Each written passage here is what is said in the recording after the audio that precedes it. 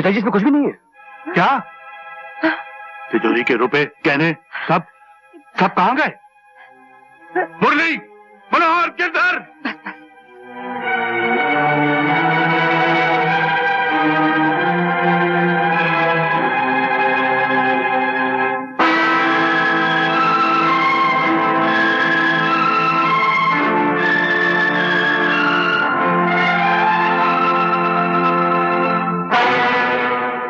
मैं पूछता हूँ, तिजोरी के रुपए गहने सब कहाँ हैं? हैं? पिताजी, उन सबका तो हम लोगों ने आपस में बंटवारा कर लिया। बंटवारा? अरे बाप तुम्हारा अभी जिंदा है और तुम लोगों ने बंटवारा कर लिया है? गोपाल, तुमने मुझे इसके बारे में कुछ भी नहीं बताया। तो खुद इसके बारे में कुछ भी नहीं जानता पिताजी। वाह वाह मेरे सपूतो, वाह वाह वाह। देखा मुरली की माँ, यह है आज के जमाने की औलाद। बाप अस्पताल गया तो समझे कि वहीं से शमशान को निकल जाएगा, घर वापस आना नहीं है, इसलिए कर लो जायदाद का बंटवारा। हाँ, हॉस्पिटल जाने से पहले बंटवारा तो आप कर गए थे, हमने तो सिर्फ आपकी आज्ञा का पालन किया है। अच्छा, मेरी आज्ञा का पालन किया तो ठीक है। अब वो सारे रुपए गहने जो तुम लोगों ने बांट लिए आपस में, उन्हें वापस तिजोरी में रख दो। सुना नहीं मैंने क्या कहा है? अरे मूर्खो, अब मेरी आज्ञा का पालन करो ना। आप शांत हो जाइए। मुझे चिल्लाने से मना करती हो और इन बेगैरतों को मना नहीं करती, समझाती नहीं है? कल अगर ज्वाला प्रसाद जी के यहाँ 3 लाख रुपए नहीं पहुंचे ना, तो हमारी बेटी का रिश्ता टूट जाएगा, उसकी सारी जिंदगी तबाह हो जाएगी, बर्बाद हो जाएगी। और उसका सारा कारण ये होंगे, ये तुम्हारे ये बेगैरत मूर्ख। अरे मेरा मुंह क्या देख रहे हो? पिताजी, आपकी बड़ी बहू कह रही है। बड़ी बहू? कौन, तुम्हारी बीवी? हाँ, बीवी के गुलाम, बोलो क्या कह रही वो? बोलो। यही कि गोपाल की शादी में हमने एक पैसा नहीं लिया। हाँ, तो फिर पुष्पा की शादी में क्यों दहेज दें? और पिताजी, वैसे भी दहेज लेना और देना दोनों कानूनन जुर्म है। उस दहेज के लालची ज्वाला प्रसाद के घर में पुष्पा को बहू बनाकर भेजना उसे कुएं में धक्का देने के बराबर होगा पिताजी। हमें तो खुद ही ये रिश्ता तोड़ देना चाहिए और पुष्पा के लिए कोई दूसरा रिश्ता ढूंढना चाहिए। अच्छी बात है, कोई दूसरा रिश्ता तलाश कर लेते हैं उसके लिए, लेकिन ये बंटवारा फिर से करना पड़ेगा। और अब के इस बंटवारे के 4 नहीं 5 हिस्से होंगे। पुष्पा भी जायदाद की उतनी हकदार है जितना कि तुम सब हो, और मैं उसका हिस्सा उसे दिलवाना चाहता हूँ। अरे ये तुम लोग कहाँ जा रहे हो? मुरली, मनोहर, गिरधर, अरे सुनो तो। मुरली की माँ, ऐसी होती है खून चूसने वाली औलादें। अरे हमने सारी जिंदगी इन जहरीले सांपों को अपना खून पिलाकर, अपने सीने से लगाकर इन्हें पाला, मगर आज ये लालच के मोह में आकर इन्होंने अपने बाप के कलेजे में डंक मार डाला। रे लक्ष्मी इंसान भगवान से रो रो कर औलाद की भीख मांगता है, और वही औलाद बड़े होकर उसकी मौत की दुआएं मांगती है। बस बाबूजी, बस आपकी तबीयत ठीक नहीं है, जख्म अभी कच्चा है। अरे ये कोई जख्म है? इससे बड़े जख्म तो ये मेरे बेटे दे रहे हैं मुझे। ये मेरे बेटे नहीं है, ये लालच की चोट से माँ बाप का गोश्त नोच और खाने वाले जहरीले गिद्ध हैं। बाबूजी बस, आपकी तबीयत ठीक नहीं है, आप आराम कीजिए, सब ठीक हो जाएगा, आप चिंता बिल्कुल मत कीजिए। मर गया डॉक्टर, मर गया। आई आई आई आई आई, मेरे दाढ़ में बहुत दर्द है। आई अरे तुम चिंता मत करो, सब ठीक हो जाएगा। ये डॉक्टर है या लॉयर है? पकड़ पाना और हथौड़े से इलाज करता है। इसी मेरे आपका बाप का इलाज किया था। हो सकता है अकलापन हथौड़ी और पकड़ पानी से निकलता हो। इसके हाथ में बहुत ताकत मालूम। हाँ, बड़ा डॉक्टर है।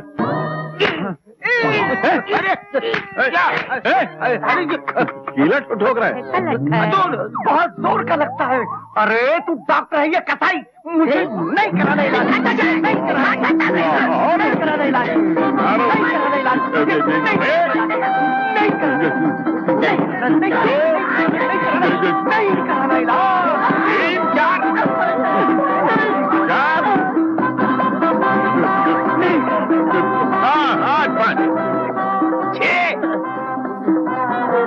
कुत्ते की जैसी हालत हो गई। देखो आया।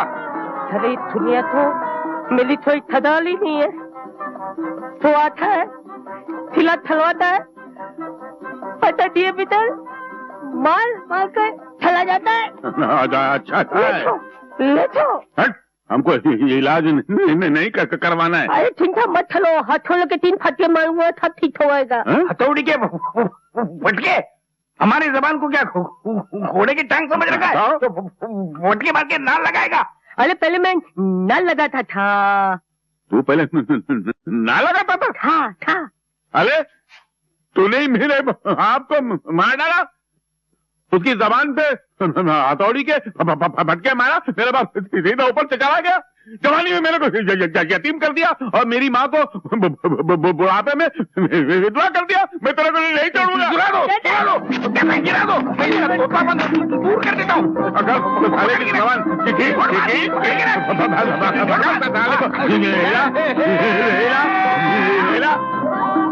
अब करेगा साला कसाई।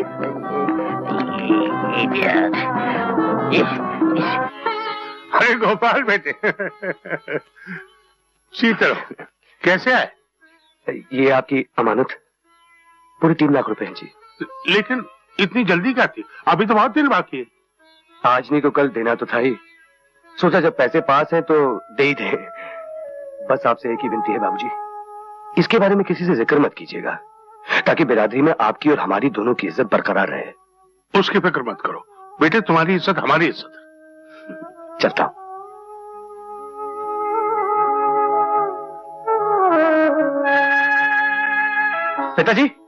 पिताजी, मैंने कहा था ना कि मैं सब ठीक करके आऊंगा, कर दिया। ज्वाला प्रसाद जी बिना लेन देन के शादी के लिए तैयार हो गए। मुझे विश्वास नहीं आता। विश्वास क्यों नहीं आ रहा? गोपाल क्या झूठ बोल रहा है? ज्वाला प्रसाद जैसा आदमी और 3 लाख रुपए छोड़ दे ना, मुझे विश्वास नहीं आता। आपके साथ विश्वासघात हुआ है, इसलिए आपका विश्वास दुनिया पे से उठ गया है। वैसे दुनिया इतनी बुरी नहीं है मुरली के बाबूजी। मत कहो मुझे मुरली के बाबू, मेरा उनसे कोई संबंध नहीं। मैं सिर्फ अपने गोपाल का बाबू हूं, और ये माला जो मेरे लिए औलाद से भी बढ़कर है। अब छोड़िए ना पिताजी, ऐसी बातें तो होती रहती है। अब बसंत पंचमी को कम दिन रह गए, जल्दी कीजिए, हमें ढेर सारी तैयारी करनी है।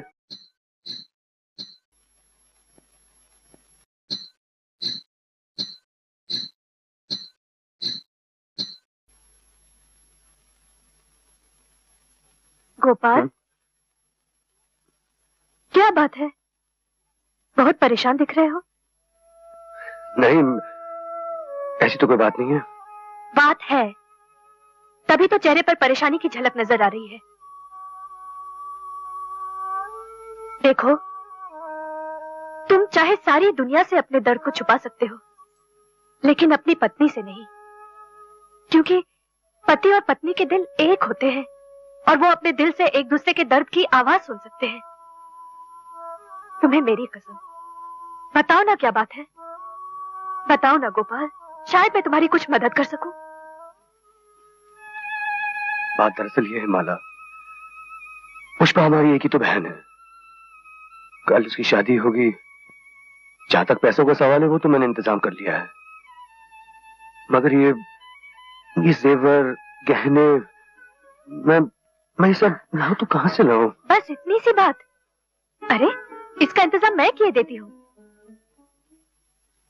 इसमें चिंता करने की क्या बात है गोपाल के बाबू, द्वारका प्रसाद जी हमें गहने उधार दे देंगे और शादी के बाद हम उन्हें। आओ बेटी। बाबूजी, आपने कहा था ना कि मैं आपकी बहू नहीं, आपकी बेटी हूँ। हाँ बेटी, तू जन्म से हमारी औलाद ना सही, मगर हमारी औलाद से बढ़कर। तो फिर ये छोटी सी भेंट स्वीकार करेंगे? ये क्या है? गहने हैं पिताजी, पुष्पा के लिए। गहने? किसके गहने? पिताजी ये वही गहने हैं जो आपने मेरी शादी के समय मुझे दिए थे। नहीं बेटी, ये तेरे गहने हैं, हम इन्हें कैसे ले सकते हैं? एक बार जो दे दिया तो दे दिया, अब इनमें तेरा अधिकार है। गहने होते हैं किस लिए? आड़े वक्त में काम आने के लिए। ये गहने मैंने पहने, अपनी ससुराल आ गई, अब मेरी ननद पहनेगी और अपने ससुराल चली जाएगी। नहीं पिताजी, आप एक शब्द भी नहीं कहेंगे। आप इन गहनों को रख लीजिए, भगवान के लिए आप इन्हें रख लीजिए। आपको मेरी कसम, आपको अपनी बेटी की कसम, इन्हें रख लीजिए। वाह बेटी वाह, मेरी बेटी, तूने आज ये साबित कर दिया कि तू इस बड़े घर की सबसे छोटी बहू सही, लेकिन इंसानियत के दर्जे में तू सबसे बड़ी। तू महान है मेरी बेटी, तू महान।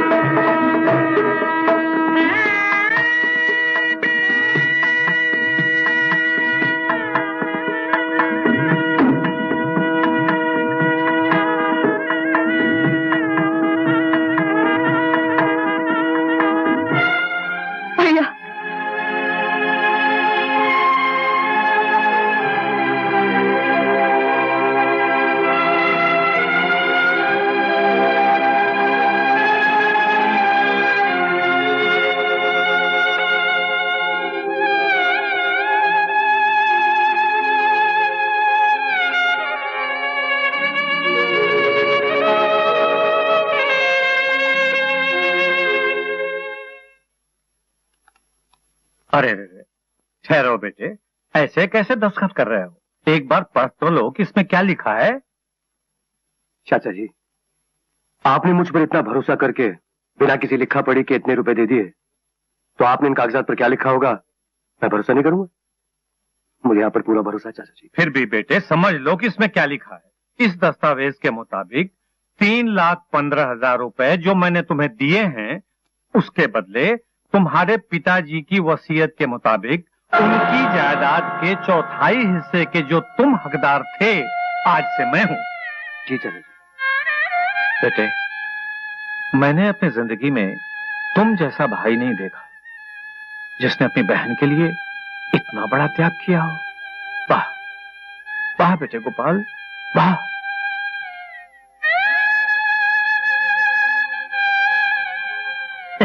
Yes, yes.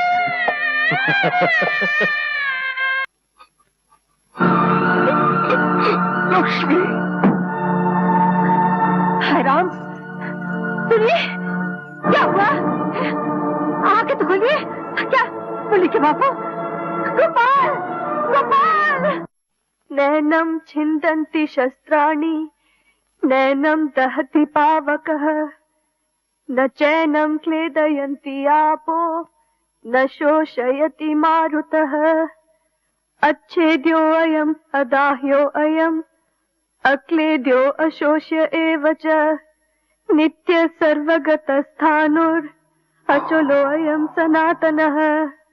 न जायते म्रियते वा कदाचिन्, नायम् भूत्वा भविता वा न भूयः। अजो नित्यः शाश्वतोऽयम् पुराणो। लक्ष्मी, तेरा क्या होगा? गोपाल, बेटे गोपाल, अरे बेटे, तेरा कौन ध्यान रखेगा रे? सब ठीक हो जाएगा, आप चिंता मत कीजिए। पिताजी, पिताजी आप मत छुओ मुझे।